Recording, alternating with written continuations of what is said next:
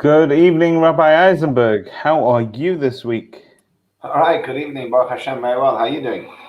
We're all doing okay. We're okay. Right, let's see if anybody's actually watching. This week we are live again at 8 o'clock, but it still feels a little bit like 9 o'clock. Yeah, okay. It'll take some time to get back into that. One of those Sundays. Yeah. Okay. Funny, I don't know why. Whenever the clocks change backwards, you like stay up an extra hour just because, like, hey, I get to sleep an extra hour. It's still the same amount of sleep, and you wake up tired the next morning. I'm not sure why people do it, but every time they do it again. It's part of the fun this time of the year. Kids have no sense of.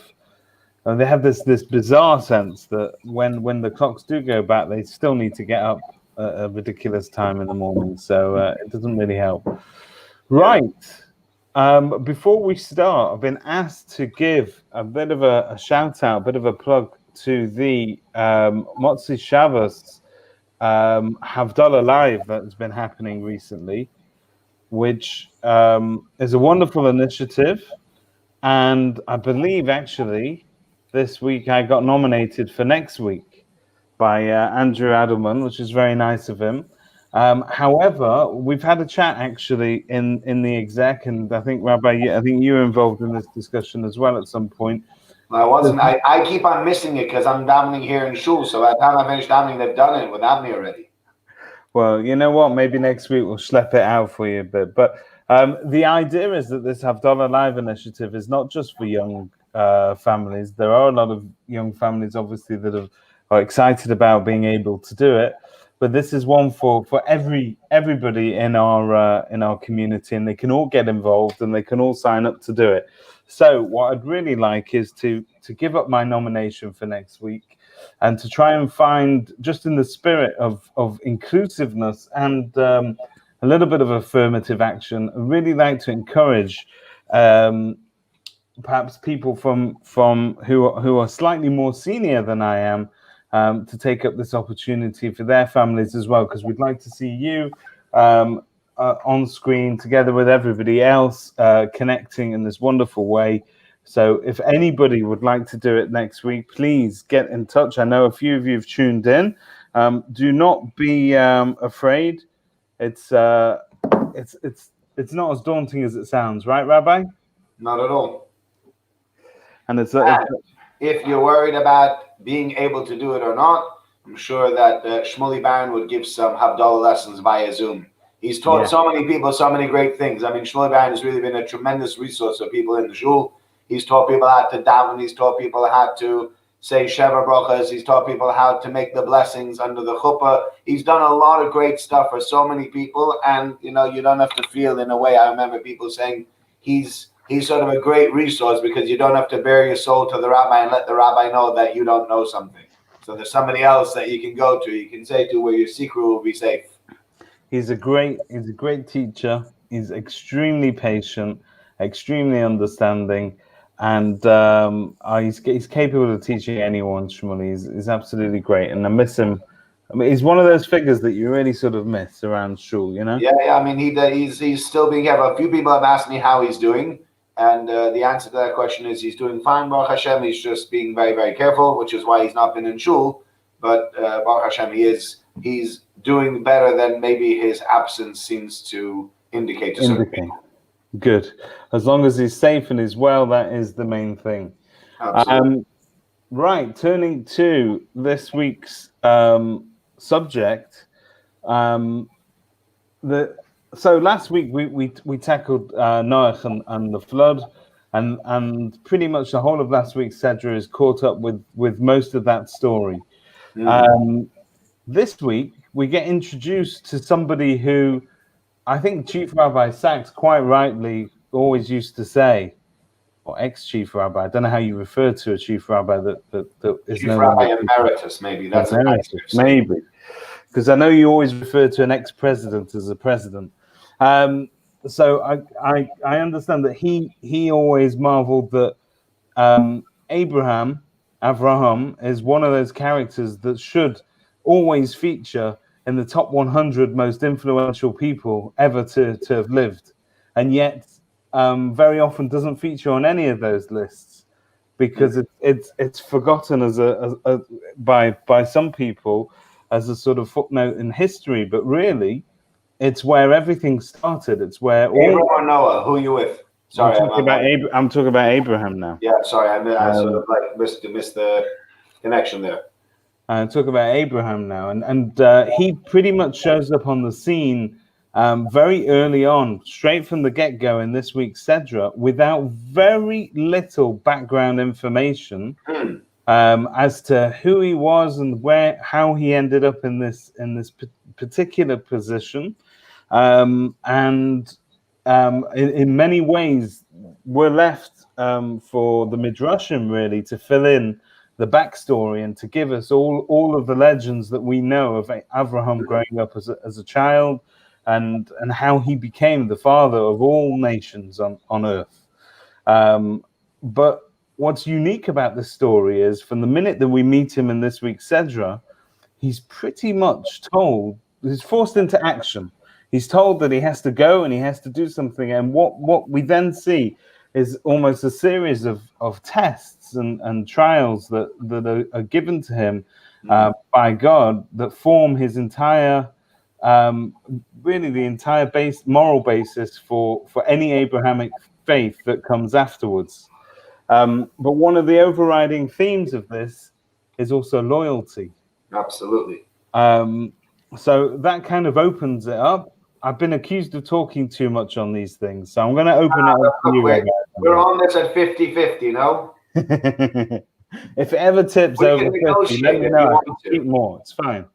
But look, we can negotiate. I think that's really your specialty, not mine. But you know. But it's interesting because we speak about loyalty. We live in a day and age where loyalty is a big thing. So customer loyalty and brand loyalty, loyalty to your family, to your company, to your school, to your football team, whatever it may be. And it's easy to give loyalty to something when it's all going right and nothing is particularly difficult. So it's easy, for instance, to be loyal to a particular brand if that brand is treating you correctly and you're getting a fantastic service. Yeah. The true test of loyalty is when things are harder. And I think that is the sort of where we should start our story with Avraham. And so loyalty, there's a few things to be said about that. You're right with the loyalty, and then sort of when it's easier and when it's harder. And I sometimes think of certain sports fans. You know, when you were the really loyal fans, I don't know, I'll choose a team, and it can be anything. And again, I apologize if I'm picking at your team, whether it is the Manchester City fans pre-2010 who never stopped dreaming that their team will, it's easy to be loyal now. Now if you join football, you look at Manchester City and they got all this money and all these great players and they've won so many titles, et cetera, et cetera. The real fans are the ones that stuck it out with them in 2000, from 2000 to 2010, where there was no wins, there was no anything.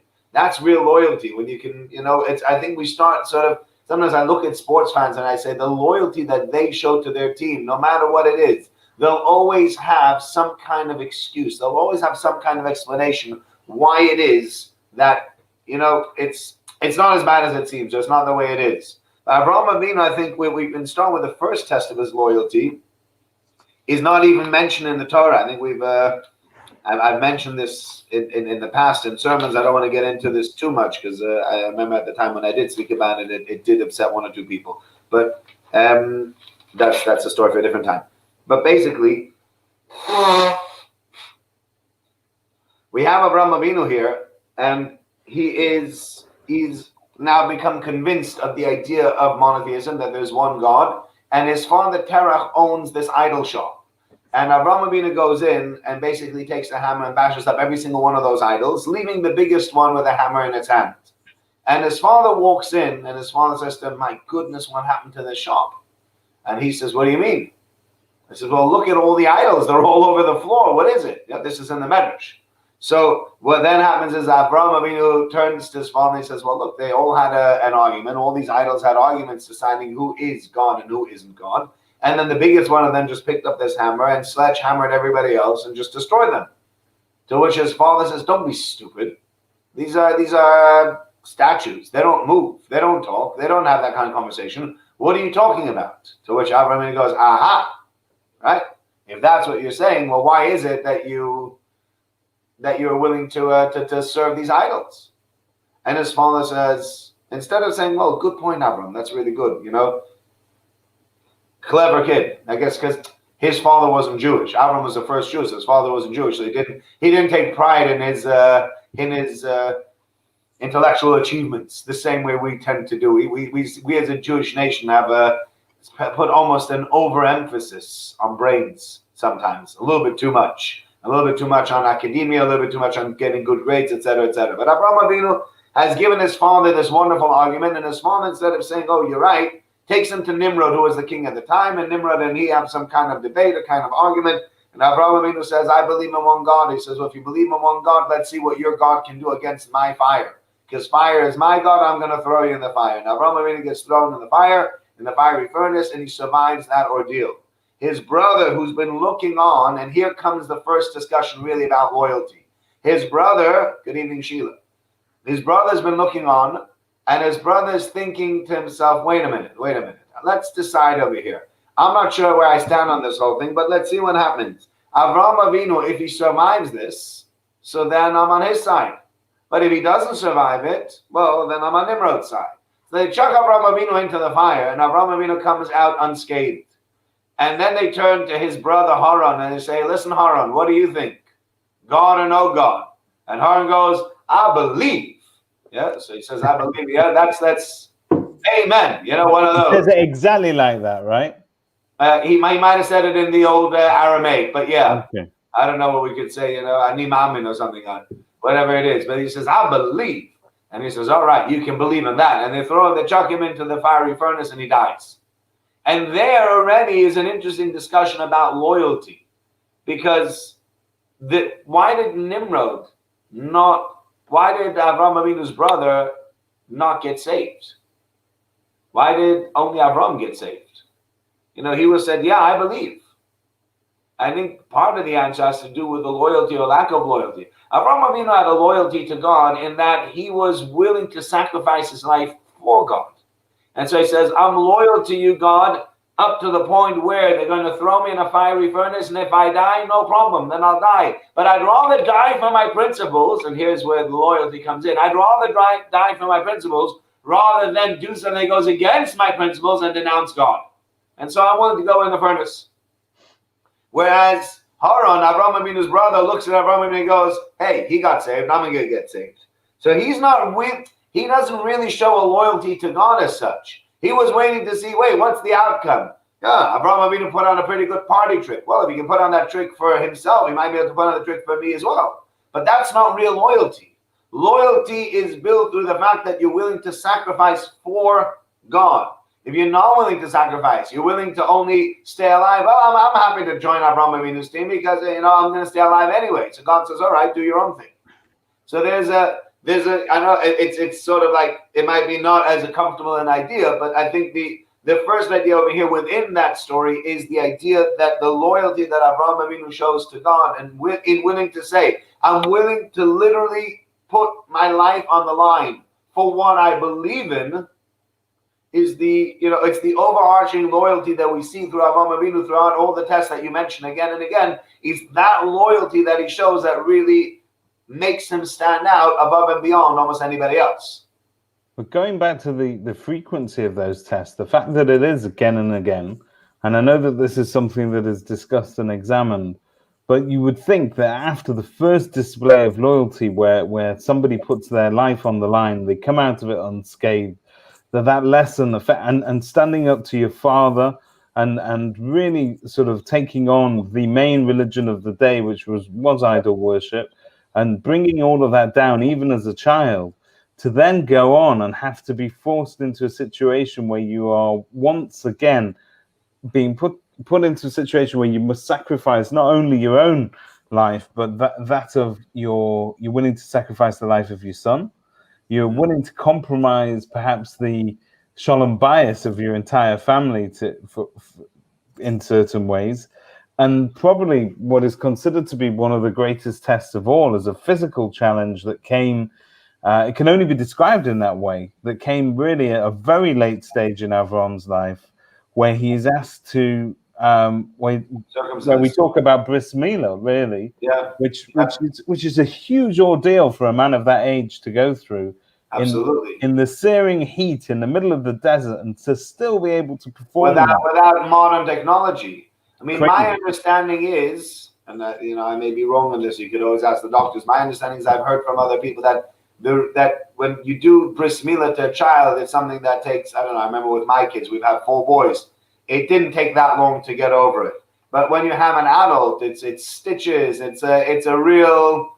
It's not a simple procedure for an adult. It's a much more complicated procedure for an adult, and certainly for an adult of that age, of almost 100 years old, it was a huge ordeal.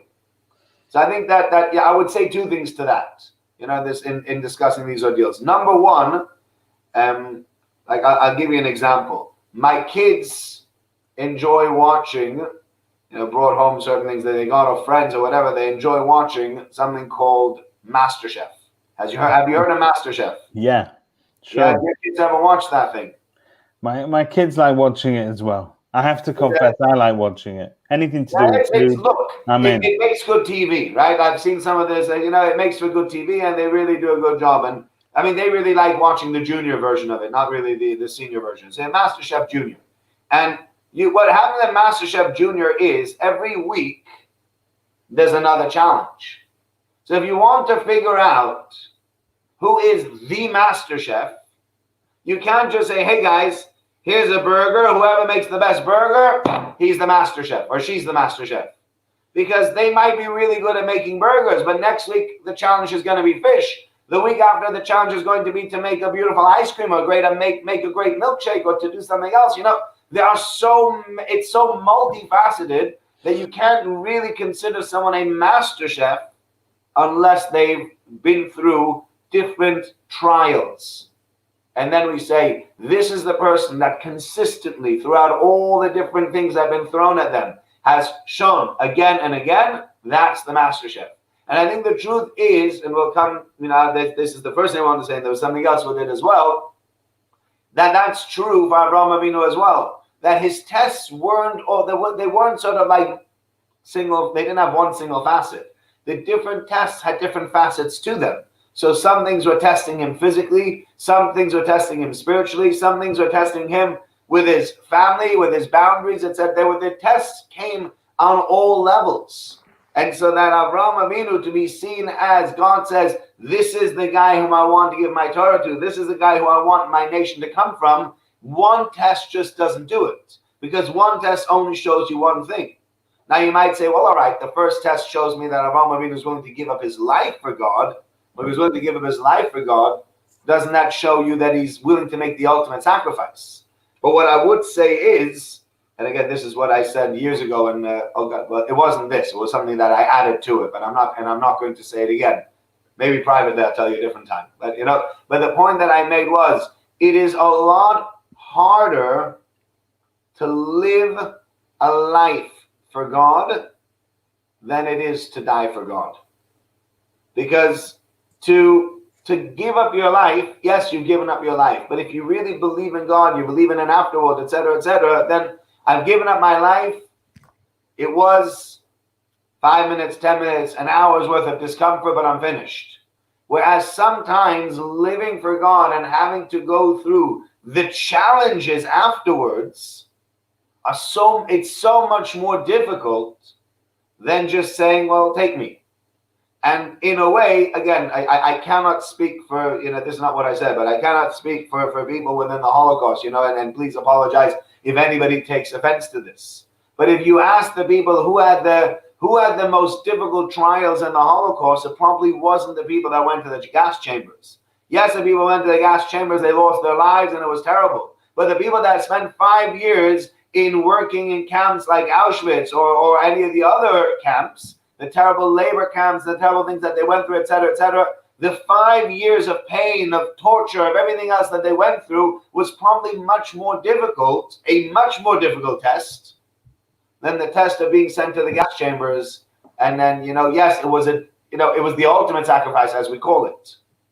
But in the end of the day, I think sort of put on scale, it might be an I think easier that was, sacrifice if to I'm make. not mistaken, there was a famous comment made by, was it a Rabbi Aronson, who I think had gone through all of those things. And the question when you talk about loyalty is loyalty to your faith, really. And to have gone through all of those tests and to still come out the other side of that with this loyalty is tremendous, because a lot of people would have given up a lot sooner. Yeah. And you can see that in this determination that goes through the entire story of Avraham. But one of the, I suppose, if we're not talking about the harsher tests that he has to go through, I think some of the things that are really nice about the story of Avraham is that there is some a little bit of family loyalty there, particularly the dynamic between him and his brother-in-law.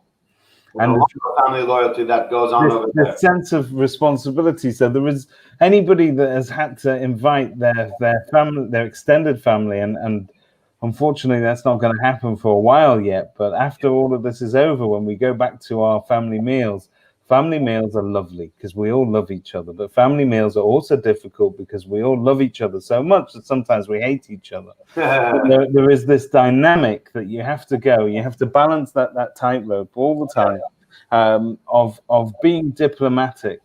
And really, what we see in the story with Avraham and his brother-in-law in terms of trying to get settled and where they were farming and where their animals were going to settle, and this struggle for natural resources that they have to balance up is tremendous. In many ways, yes. The Bereshit starts with the story of Adam Arishon, who is the first man, but Avraham is the first mensch. He's the first one that shows us this quality of having to be diplomatic and having to really do the right thing by his family all the time, to the extent that he's willing to go and argue for God to save an entire city of people that he doesn't know. He doesn't know them. He has no connection to them other than his brother-in-law used to live Well, it's there. more than that, actually, because Rabbi Yaakov Kamenetsky, next week, said, I spoke about this last year in quite a few places, is what he says is it's not only that he doesn't know them, they actually are the antithesis of everything that Avraham Avinu stood for. Because Avraham Avinu stood for pronouncing God's name in the world and doing goodness to other people. Sodom was known for their cruelty and for the fact that they were atheists and that they didn't believe in God, etc. And so for Avraham Avinu to go outside of his comfort zone and to pray for people that he absolutely abhors, it shows the greatness of Avraham Avinu. It shows his and the question over there obviously is whether it's just because it's a family connection or whatever. I mean, he didn't know that. He didn't even know that Lot survived. He wasn't told beforehand that Lot was going to survive. But I think you see Avraham Avinu throughout the entire section over there. Avraham Avinu is very family-minded. I think when you mentioned before that families are very difficult, I think part of what makes families difficult, and maybe I'm wrong on this one, is the fact that families have children-in-law as well as children. So I think sometimes when you sit around the table and it's just you and your siblings, in most instances you get on brilliantly. But there's always one sister-in-law who doesn't like your brother, or one brother-in-law who doesn't get on with another brother-in-law, etc., etc. And the family is not only made up of one homogeneous group of people, but you really have, and the bigger the family is, you might have 5 or 10 different family units in there, and every family unit does things differently. And they look at each other and they're like, oh, he's such an idiot. He's so, and he drives me crazy. Yeah, Sharon, thank you for the smiley face. I'm just amazed you got through that whole thing without mentioning mother-in-laws once, but carry on. I said in-laws, mothers-in-law can also create a lot of, they can create a lot of stress.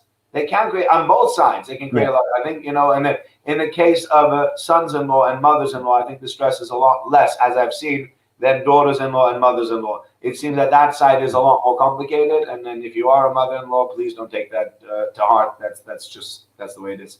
But Avraham Avinu here with Lot, going through actually the ideas of, you have Avraham Avinu is told to move on, and he moves on with his father. Actually, he wasn't meant to move on with his father. Terach takes his son Avraham, and last week, etc., and Lot, his grandson, and Sarai, his daughter-in-law, and they go out to Ur-Kasdim. They're on the way to Canaan, and they get to Haran, and that's where they stop.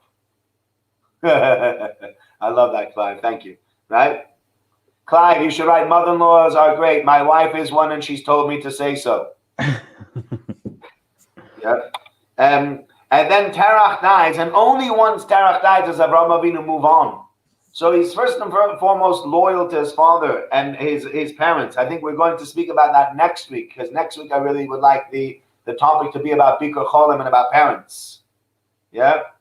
I think the sandwich generation, yeah, shows us a certain expectation of loyalty. Yeah, absolutely. But we are, the sandwich generation that we're in. I'm sure have you heard the term, David? You know the sandwich generation.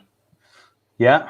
Yeah. And it is very, very difficult. There are people that are being sandwiched. On the one hand, their children constantly need them. On the other hand, their parents need them. And they're being pulled on at all sides. And it's very hard sometimes, when we get on to loyalties, maybe we'll speak about that later as well. Where do your loyalties lie? And you often will have, within families, you might even have this dual loyalty. You got your husband who wants X, you got your children who want Y. Or your wife wants X and your children want Y, or your mother wants something and your wife wants something else. And here you can get these, when it comes to families and when it comes to loyalties, it can get very, very complicated. And somehow Avraham Avinu is able to negotiate that loyalty very, very beautifully. What I find amazing is that Lot actually shows a tremendous amount of loyalty to Avraham Avinu as well. So I think Lot picks that up from Avraham Avinu. They make their way down to Egypt, and Avraham Avinu says, I think this is going to be a little bit of a problem because you're a beautiful woman. And usually when you get to a place like Egypt, they look at one beautiful woman and they say, well, who is this lady here?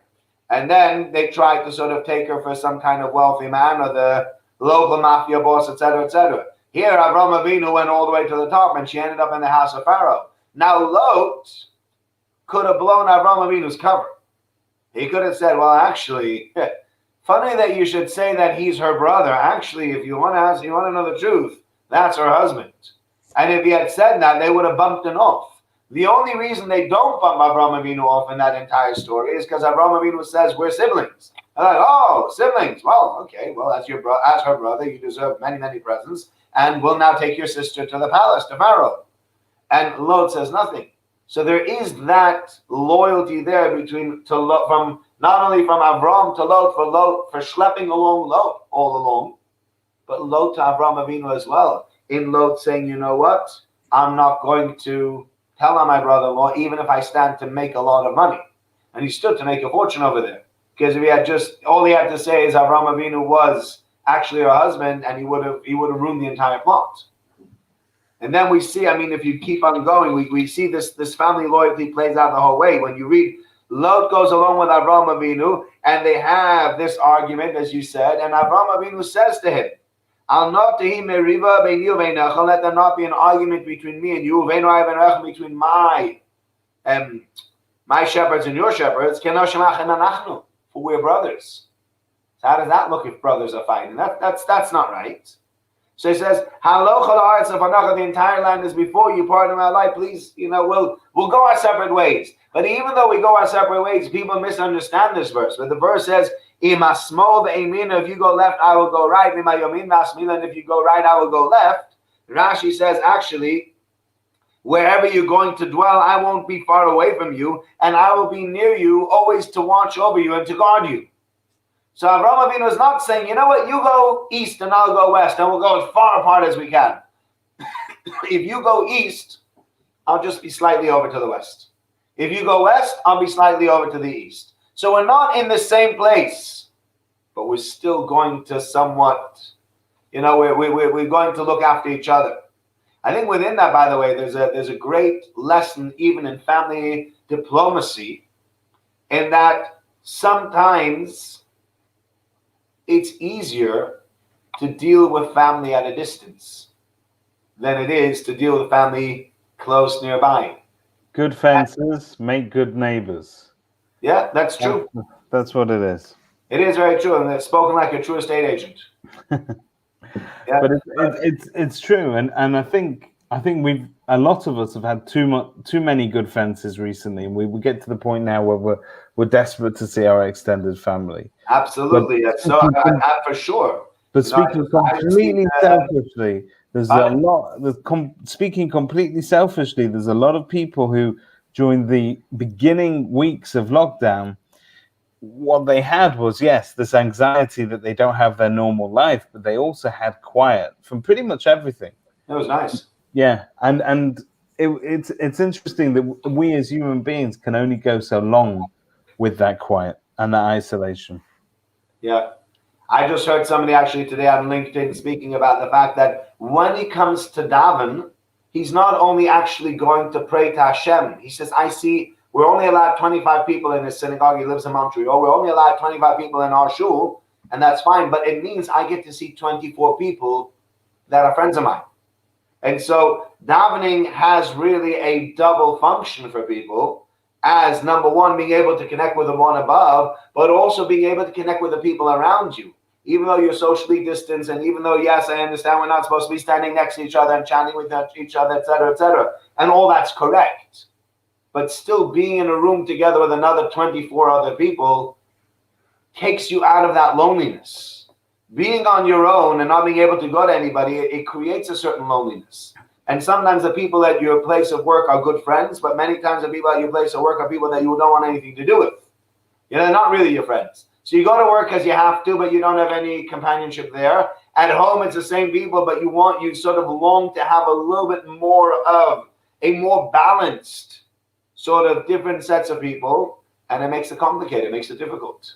And so we have to, looking at shul, as you said, that's one of the ways that people should find their way out of this loneliness, or can find their way out of this loneliness in coming to shul. And I would make a plug for coming to shul, that we are at the moment. I know I understand that we are at the highest level. We're in tier 3. However, A, it is still legal to come to shul, and B, if anybody has been into shul, they will know that Ian, Paul, Debbie Verber, and a few other people within the shul have done a tremendous job at making the shul really one of the safest buildings you can be in the entirety of Berry.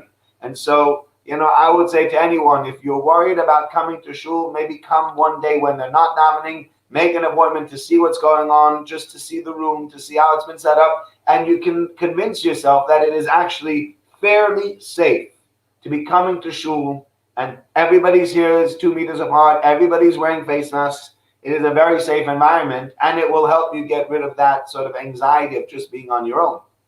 But Avrahom Avinu, it's amazing what Avrahom Avinu is able to do over here, in that on the one hand, he says to him, we can't live together, but on the other hand, we can still stay close. Because many times you'll find if people split, I'll go one way, you'll go the other, usually what then ends up happening is we start talking about each other. I'm glad I split from him. He's such an idiot. He's such a this. He's such a that. And here it was the other way around. And Avraham Avinu, as we read later on in Lech Lecha, as part of his family loyalty, he goes and gets Lot out of trouble, at great danger and great peril to himself. He's willing to put himself at risk to get his brother-in-law out of trouble, with whom he's actually not had that much contact, and who has really let him down in moving to this area of Sodom, which was really stood against everything that Avraham Avinu stood for.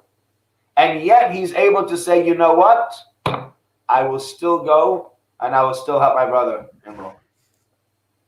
Oh, I like that comment by Sheila. I'd like to put that comment up. I feel very safe in shul. Thanks to all who made it so. Sheila, you're very welcome. I take none of the credit. As I said before, I mentioned a few of the people that were involved. Those are the main players who were involved in it. There are other people as well. I think Rachel Snow-Miller as well on the Health and Safety Committee. And these people spent hours and hours making sure that our shul should be a place where you can come and you can feel welcome and safe.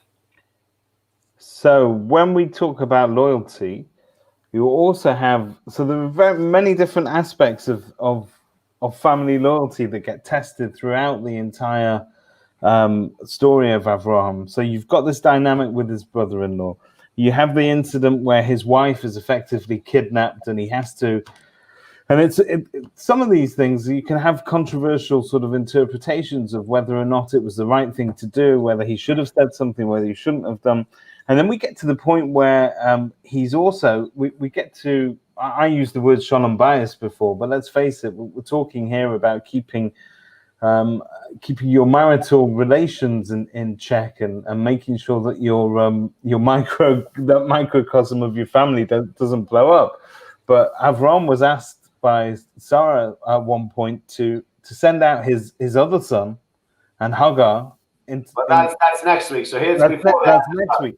But here she gets sent out once before the other son. So she actually, it's interesting because let's just get this story. Let's just start the story from the beginning, because even there the loyalties are very interesting, because Sarah sees that she's not had any children, and she says to Avraham Avinu, I would like to be able to have children somehow, and maybe you're going to have to sire children from another woman for those children for us to have a family. And that's a very difficult thing as a husband to hear, and it's a very difficult thing as a wife to say. Yeah, massive. Really, that is a massive thing to just walk away and for Sarah to be able to make that kind of sacrifice. It's a huge sacrifice. It's a sacrifice that I don't know that I could, if I was Sarah, I don't know that I could make such a sacrifice. Because letting another woman into the house, let's be honest about it, it's not a walk in the park. There's a reason why, amongst the Ashkenazim, it's not allowed. And even amongst the Sephardim, by the way, it's frowned upon. Advisable. It's frowned upon. And actually, I recently did a Sephardi wedding. This is a wedding I did right before Yom Kippur. So that was Danielle Nevitt with Benji Sassoon. Danielle, Stephen Nevitt from our show, Stephen Francine Nevitt. Yeah, so their daughter Danielle married a young man, Benji Sassoon. Both very, very nice people. Love the young couple. And Benji his parents come from Gibraltar. And they asked me to officiate with a Gibraltarian, surrogate mother. Right? They asked me to use a Gibraltarian ketubah in officiating at the wedding. And actually the ketubah says, one of the things that the husband signs in this Sephardi ketubah is that he will not marry another woman without this wife's permission.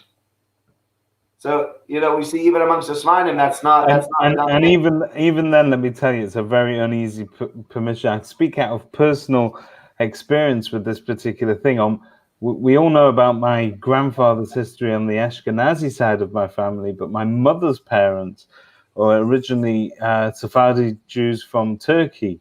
Right. And my grandfather, who was a Rav, had two wives, two families. Really? And then this is back in, we're going way back. Constantinople or something like that. And but it's something obviously that's spoken about with the family, because I have a massive extended family. There were he had 11 kids with my grandmother, and 10 kids with the other wife. Now, let me tell you, that stretches a man's time a little bit. Summertime is crazy at that house. You do not want to get to Hanukkah time and have to buy a round of presents for anybody. That's for sure.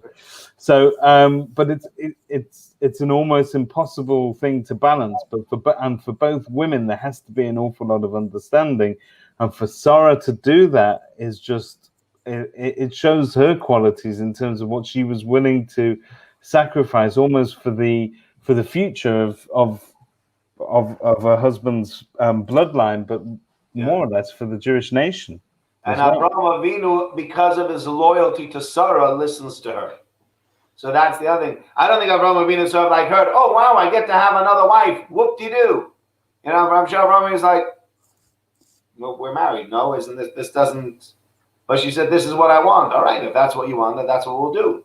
And sometimes that is, the loyalty in that of being able to do something to your spouse that you don't really want, but is their wish. Even that shows a certain loyalty in Avraham Avinu, that he's willing to go against what his better judgment to do something personally because it is something that his wife is asking him to do. and within loyalty to our spouse, that's one of the things that is quite difficult. And so he marries, and then at that point, this woman Hagar becomes pregnant, and Hagar starts to downplay Sarah. And she says, listen, this woman's been married to Avraham Avinu for what? 50 years? 60 years? Barren. I've been with Avraham Avinu for what? A few months? I'm pregnant already. This woman is obviously not as pious as she seems, because if she really was as pious as she seemed, there obviously is nothing wrong with Avraham Avinu and his whole reproductive system, because look, there we go, I'm pregnant. Well, it's her problem then. Why hasn't God given her a child? Why didn't God answer her prayers over 60 years? Unless she's not really the tzaddikas that she makes out to be. In which case, then she doesn't deserve that much credit.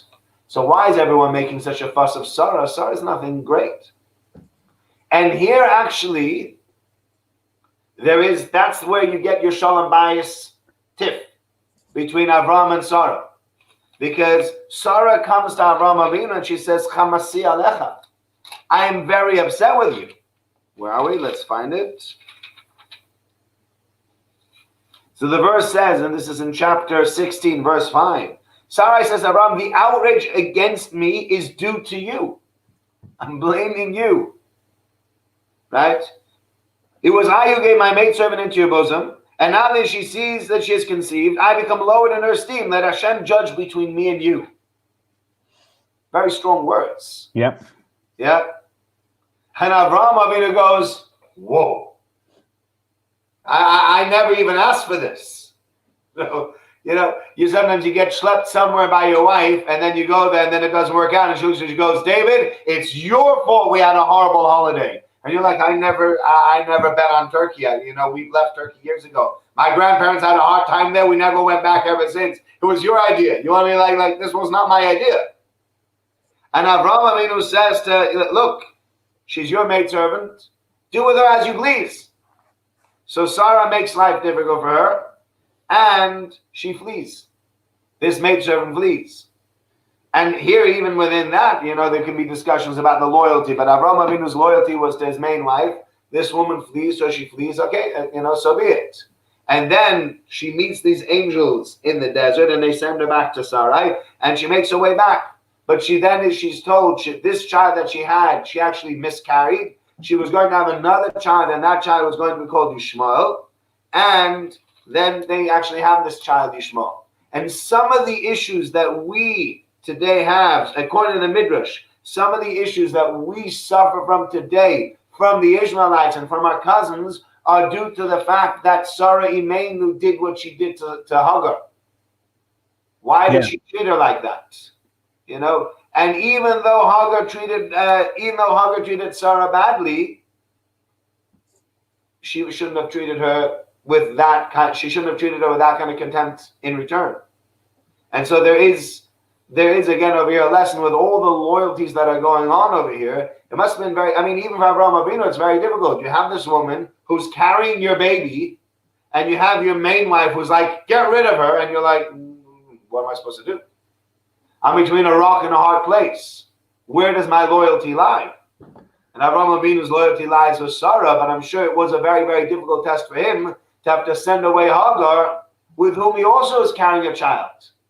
He finally has a woman who's carrying his child. Sarah has been married to for 60 years. Has been barren for all those years. It could be very, very tough to just say goodbye to this lady and say, all right, well, there she goes. It's very, very hard.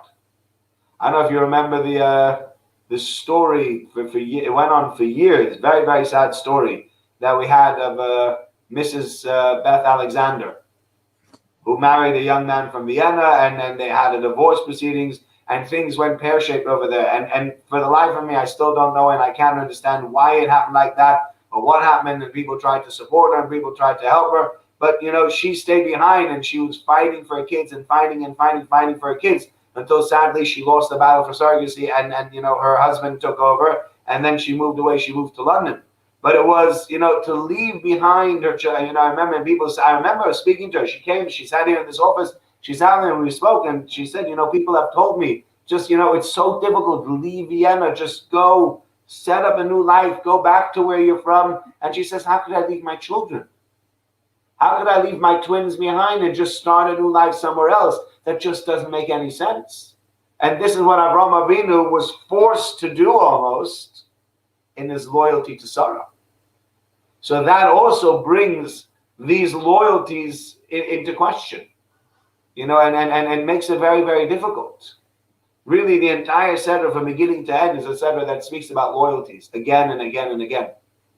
Yeah, and being asked to do things that most of us would say, look, I'm sorry, I can't do that. So you're asked to leave your home with no real explanation other than the fact that it's implied that right at the beginning of the Sedra, when we say Lech, it's go, Lecha, for your benefit. Yes. Yeah? So it's an implied that it's all going to be okay, but you have to have a tremendous amount of faith. Yeah. If I said to you, Rabbi, get your entire family, you're leaving Anatevka today, you're going out of here, it's going to be okay wherever, and go to Liverpool. Hard. It's too hard. It's really, really hard. I think even, I even look at sometimes, when you have people that have children who struggle, and parents who struggle with the children, and there are times when parents need to sort of tell the children, I'll get you another place, I'll rent you a place, you cannot live at home anymore. I have heard that. I'm sure you must know people like that have had to take the difficult step to ask the children to leave their home. It's heart-rending. It's tremendously tough. But this is a guy that has test after test after test, and he passes each one of them admirably. But I think one of the probably the recurring themes throughout all of this is he does none of this for his own benefit. It's pretty much all about other people, in terms of the benefit that he delivers.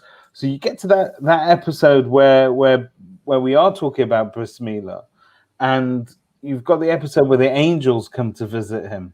Yeah. And he puts himself through tremendous physical exertion and pain at a time where he shouldn't be to do the mitzvah of Achnasas Orachim as well. Yeah. That in itself is loyalty to other people that he's never even met before. Yeah. And it's tremendous. And loyalty to a cause and a loyalty to an idea or an ideal. And it's interesting to discuss loyalties to a cause or loyalties to an idea or an ideal, because part of what we maybe started with even is the idea of is there such a thing? Are people loyal nowadays the same way that they used to be? Are people loyal to ideas and ideals and to what they believe in? Or can they be bought? Are we fickle? Do we change around? Do we say, well, one day it's like this, the next day it's like that? If the rabbi's a nice guy, that's one thing. If the rabbi's really, difficult, then there's something entirely different. And it can be many times very, very stressful. It can be very, very difficult to be loyal to your ideals, especially when those ideals are being tested. I think one of the greatest tests, I know I'm bringing up something that's very contentious, but I think one of the greatest tests of loyalties, of ideals, et cetera, is going on now with Corona, and with people wanting on the one hand to daven, on the other hand, where's their maybe loyalty to the government, but also, loyalty to the health of the people around them.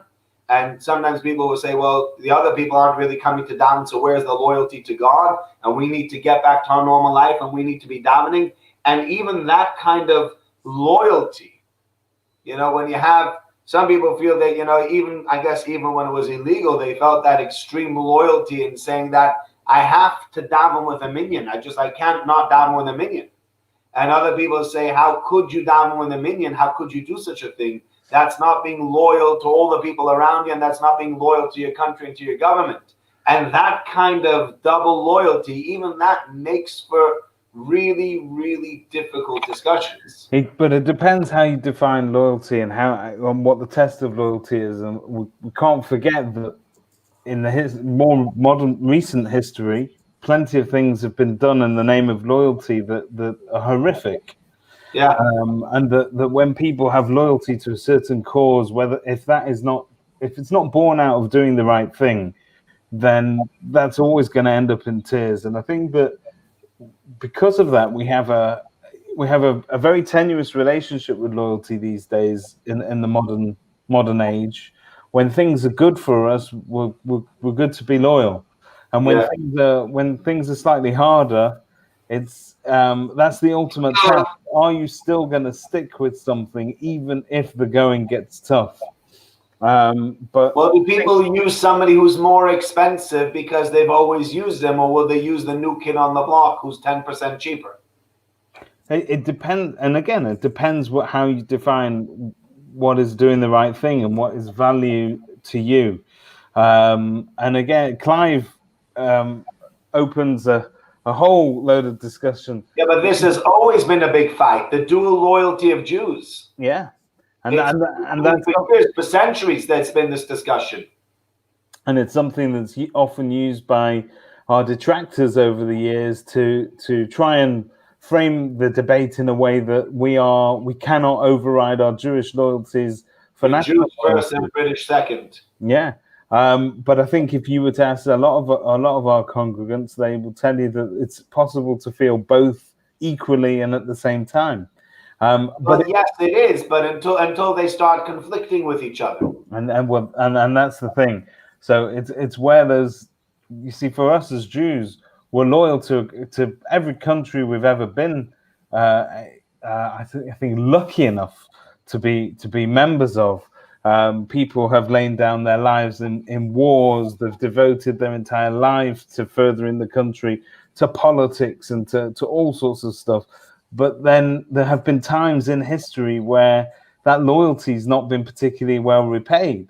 So you can go back to the expulsion of Jews. Yeah, well, expulsion of Jews from pretty much every country in Europe. Yeah. Spain became what it became because of the Jews, and Germany was a very, very successful country that had many, many successful Jewish professors, doctors, lawyers, professionals, etc., etc. And that loyalty to the German cause was repaid with the Holocaust.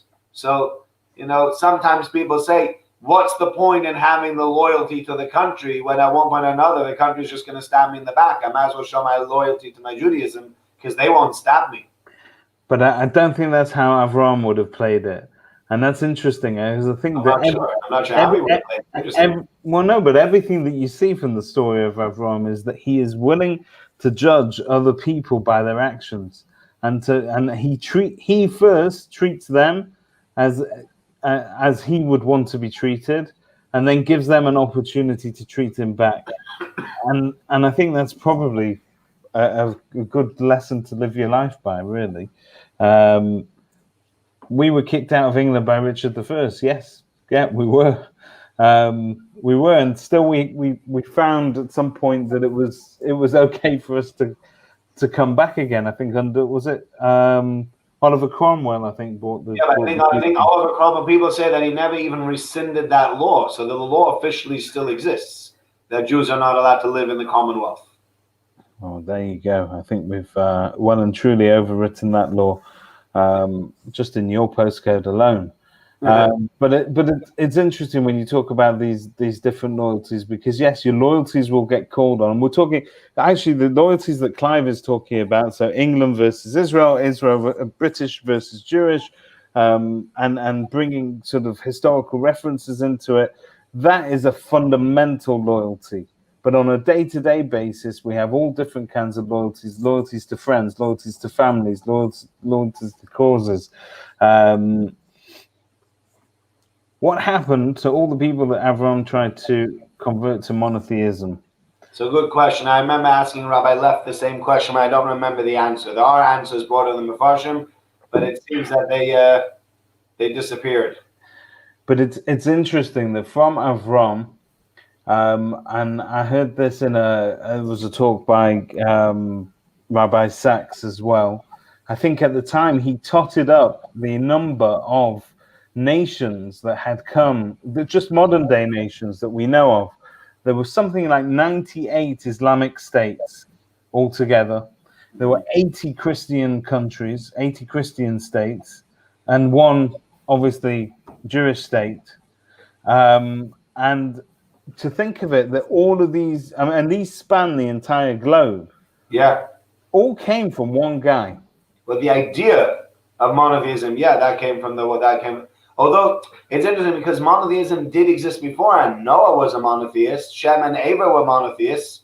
Right? Noah didn't believe in two or three gods. Noah is a prophet. God spoke to him, and he knew it was all. But it seems Avraham is the first person that actually chose God and made his journey towards God, regardless of the fact that that he didn't know about it, and it was a very different kind of journey, a journey that was a self-proclaimed journey, as opposed to maybe a journey that he was set on, or in which ways he was set into. So he wasn't chosen as such. It's something that he chose himself. The thing about Avraham Avinu is that he was not chosen, but he chose it. And why? Then when you choose, I guess then that's the thing. The loyalty needs to be stretched. Get stretched and get stretched and get stretched. And then at the end of all the tests, after the Akedah and next week's Sedra, God says to him, Ataya Nati, now I know Kirelikim Ata, that you are, now I know you're God fearing. Okay, you did it. You proved yourself. Above and beyond anything, you have proven that I will say jump and you will say how high. And therefore you've proven to yourself, you've proven to everybody out there.